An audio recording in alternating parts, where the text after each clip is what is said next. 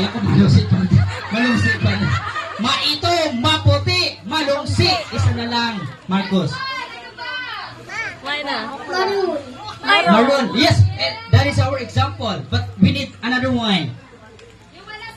Bala. Tun. Perfect. Palapakan po natin si Marcos. Saan buko tayo nakakasagot ang tawa? Ito, next question tayo, Marcos. Dahil magaling ka talaga sumagot. Ito. Makinig na mabuti. Marcos, kumakain ka ba ng mga masusustansyang pagkain kagaya ng isda?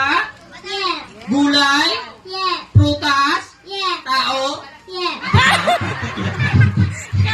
Tawa to si Marcos. Hindi naman kasali yung tao doon. Okay. Let's begin the question with fruits. Ang tanong, Marcos, magbigay ng dalawang prutas na nagsisimula sa letter B. We have berries, buko. What else? Banana. Wow! Aside from banana, Marcos, what else? Banana Q. Banana Q. Banana Q.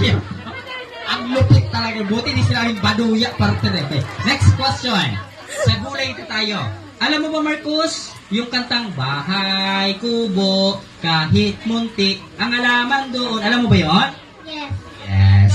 Madaming gulay, we have plenty of vegetables inside the song Bahay Kubo. Ang tanong, Marcos, bigyan mo kami ng mga gulay sa kantang Bahay Kubo. Ano-ano?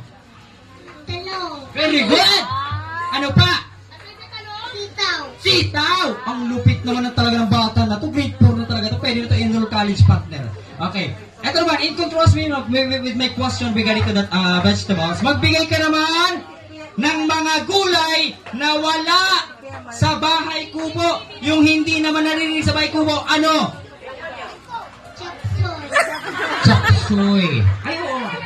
Pwede, walang chapsoy sa Bahay Kubo pa. Sa isda na lang tayo. Anong isda ang kinakain mo? Fishbowl. Ano po? Fishbowl. Sige, pwede. Ito, 7th birthday ni David. Ano ang gusto mo sabihin kay David? Happy birthday. Happy birthday. Ayan, very good. What is your wish for David? 7th birthday niya ngayong ano to? Sana all.